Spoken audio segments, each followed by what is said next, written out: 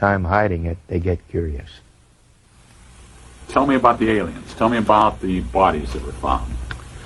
Were they good-looking people, or were they... Oh, yeah, they were. They didn't have any of these, you know, slanted eyes or horny fingers, you know, anything like that. They were... I don't know whether you want to call them people or so. I call them people because that's what I'm accustomed to looking at somebody as people, say. They were good-looking people, you know, fine skin. They were kind of ash-colored. That was the color of their skin. Eyes were just a little bit larger than ours, you know, more pronounced. Small nose, a little small mouth, very small ears, see. No hair.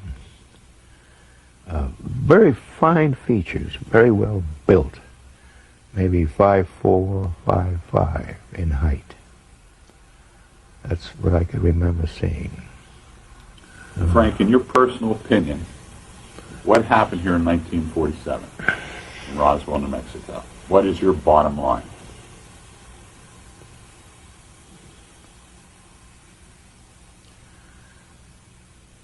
That in 1947, I can only put it this way, that a craft of unknown origin crashed north of Roswell.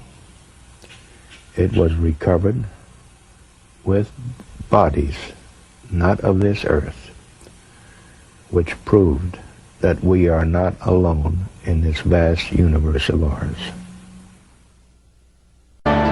According to UFO believers, the Greys first made contact through a much-debated 1947 crash in the desert outside Roswell, New Mexico. The Roswell story is that a rancher named Mac Brazel came into Roswell and told a story to the newspaper about how he had found some strange debris. And from that incident, the Roswell incident, we've now got an elaborate story that many of the American public think is a story of flying saucer wreckage and perhaps little alien greys whose corpses were scattered about, some of whom may have survived alive and are hidden away at some secret facility. The official US government position was that a large spy balloon went down at Roswell, not an alien spaceship. The balloon was part of a secret project designed to detect emissions from Soviet nuclear tests. But ufologists believe otherwise. The Roswell story has been debated by a lot of people. But one thing that we know is that something came down about 75 miles north of Roswell Army Airfield in the summer of 1947.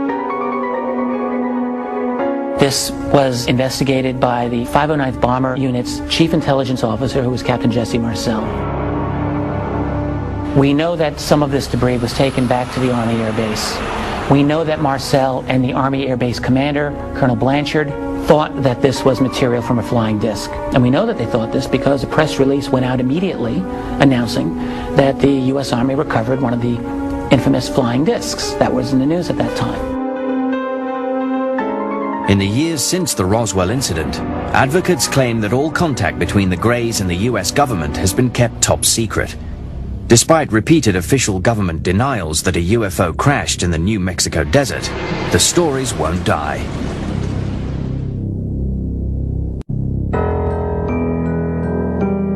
There are now more than 400 individuals on the public record who said, I was there, I picked up pieces, I saw pieces of wreckage, I saw the craft, I saw the bodies.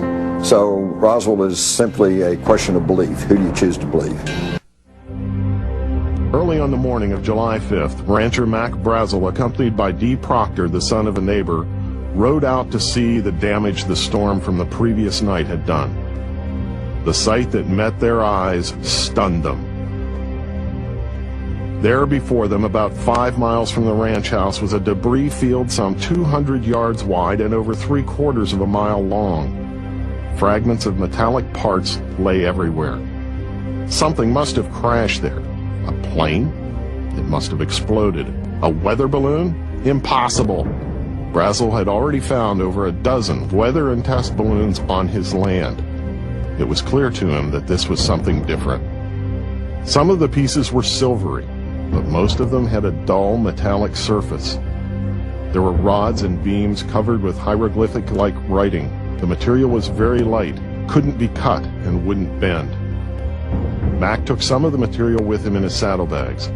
He showed it to Dee's parents and to friends in Corona that evening. On the morning of July 7th, Mac Brazel, Major Marcel, and Captain Cabot were back at the Foster Ranch to investigate the debris field.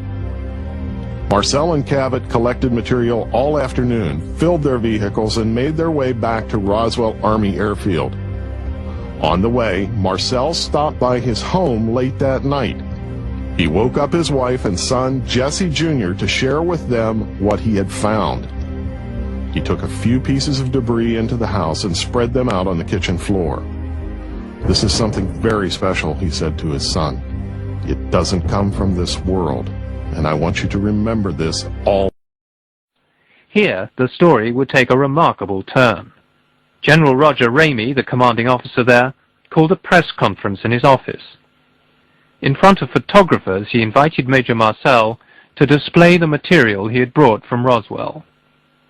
The base duty weather officer was also ordered to attend so that he could give his verdict to the press as to precisely what Marcel was holding in his hands. The general called and said, "Get your ass over here to my office. We got something here we want you to look at." And aye, sir. And he says, "If you've got a car, fine. If you haven't, get one. Get the first means of transportation and get over to my office." And when I saw that, I said, "Is that your flying saucer?" And they said, "Yeah." And I said, "Well, hell no, that's a Raven target and balloon. And if it isn't," I said, "I'd eat it without salt or pepper. I know what that is." "Are you sure?" "Yes, I'm sure. I know what that is." This is what I would like to show you. In here, this is the photograph of the debris that was seen in General Ramey's office at Carswell Air Force Base in Fort Worth, Texas. This is my father holding up what is very obviously parts of radar target with balloon debris. In here you see balsa wood fragments. You have actually parts of the balloon envelope in of itself, and you have what looks like paperback metal foil. And to emphasize this, this is not what was seen on the floor of our kitchen that evening or that late early morning hours in 1947. This is totally different. The implication is that Major Marcel may have been ordered to take part in a cover-up that involved switching the material from Roswell for a common weather balloon. General Ramey and the Air Force now discounted their earlier press announcements that they had found a flying saucer. The story was officially dead. There were other witnesses with strange reports of aliens. Fireman Dan Dwyer told his daughter Frankie what he had seen. He said it did not come from this world. Did not look like anything he had ever seen. And he said there were little people out there. And Mother asked him what he meant by little people, and he said they weren't human people, but they were little people. He said there were two that were already dead when they got there, and they were put into body bags. And I don't know if the one that was still alive had put them into the bags or if someone assisted at the time.